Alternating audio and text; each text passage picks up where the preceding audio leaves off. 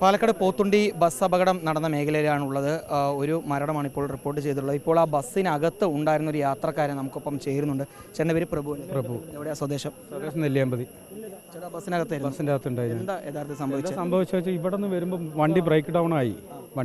വണ്ടി break down ആയിട്ട് ചവിട്ടിയിട്ട് കിട്ടിയില്ല. ഡ്രൈവറിൻ്റെ അടുത്ത് പറഞ്ഞു അപ്പോൾ ബ്രേക്ക് നമ്മൾ ഗിയർ മാറ്റി എന്ന് പറഞ്ഞു. പുള്ളി അത് അറിഞ്ഞു. പിന്നെ പെണ്ണുങ്ങളൊക്കെ വെപ്രാളായി ടെൻഷനായിട്ട് ഒച്ചപ്പാട് നിലവിളിക്കാൻ തുടങ്ങിയതിന് ശേഷം ആളുടെ കൺട്രോൾ പോയി. പിന്നെ ഞങ്ങൾ പറഞ്ഞു ഞാൻ ലെഫ്റ്റ് ഓടിക്കും, ഞാനും കണ്ടക്ടറും പറഞ്ഞു ലെഫ്റ്റ് ഓടിക്കും വണ്ടി ലെഫ്റ്റ് ഓടിക്കുക പറഞ്ഞു.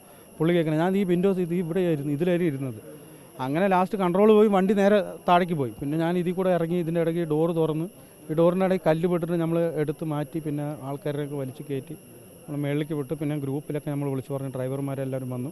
പിന്നെ ഈ ഫോറസ്റ്റുകാർ വണ്ടി ഉണ്ടായി, ആ വണ്ടിയൊക്കെ എടുത്തിട്ട് വന്നു. പിന്നെ ബാക്കിയുള്ളവരിനൊക്കെ രക്ഷ. എത്ര ദൂരത്ത് വെച്ചാൽ ഈ ബ്രേക്ക് നഷ്ടമായി? 500 മീറ്റർ ഇവിടെ നിന്ന് ആ ബെൻഡ് ഈ സ്റ്റേറ്റ് റോഡാണ്. ഈ സ്റ്റേറ്റ് റോഡ് വരുമ്പോൾ ആ സ്റ്റേറ്റ് റോഡ് ആ ബെൻഡ് കഴിഞ്ഞ് പിന്നെ സ്റ്റേറ്റ് റോഡാണ് വരുന്നത്. ഈ ഒരു 500 മീറ്റർ ഉണ്ടാവും ശരിക്കും. ഒരു 500 മീറ്ററിൻ്റെ സംഭവിച്ചു. ഈ 500 മീറ്റർ അവിടെ നിന്ന് സംഭവിച്ചു. ആ സംഭവത്തിലാണ് ശരിക്കും ബ്രേക്ക് അവിടെ നിന്ന് ഡൗൺ ആയി ബ്രേക്ക് പോയി. അവിടെ നിന്ന് ഈ ഇതായിട്ടാണ് നമ്മൾ പിന്നെ നല്ല സ്പീഡായിരുന്നു വണ്ടി.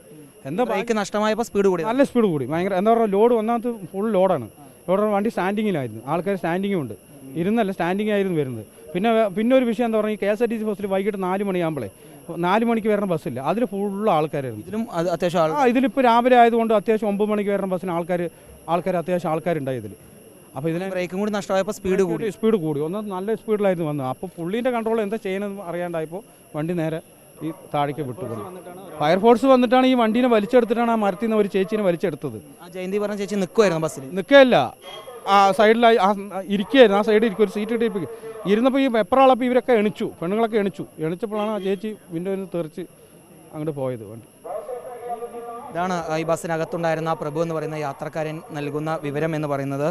ബസ് ഏകദേശം ഒരു 500 മീറ്റർ ദൂരത്ത് വെച്ച്, അപകട സ്ഥലത്തിന് ഏകദേശം ഒരു 500 മീറ്റർ ദൂരത്ത് വെച്ച് തന്നെ ഇത്തരത്തിൽ ബ്രേക്ക് നഷ്ടമാവുകയും ബസ് പെട്ടെന്ന് ഈ വേഗത വർദ്ധിക്കുകയും നേരെ ബസ് ഈ തേക്കിങ്ങാട് ഭാഗത്ത് വെച്ച് ഈ മരങ്ങളുള്ള ഭാഗത്തേക്ക് ഇടിച്ചിറങ്ങുകയായിരുന്നു. ഏതായാലും ഇപ്പോൾ നമുക്കൊപ്പം നെന്മാറ പഞ്ചായത്ത് അധ്യക്ഷൻ സുനിൽ കൂടി ചേരുന്നുണ്ട്.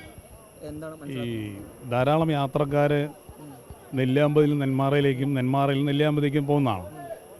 ഈ ഓടുന്ന ബസ്സുകൾ നല്ല കണ്ടീഷനുള്ള ബസ്സുകളാണോ എന്ന് പരിശോധിക്കാൻ KSRTC തയ്യാറാവണം.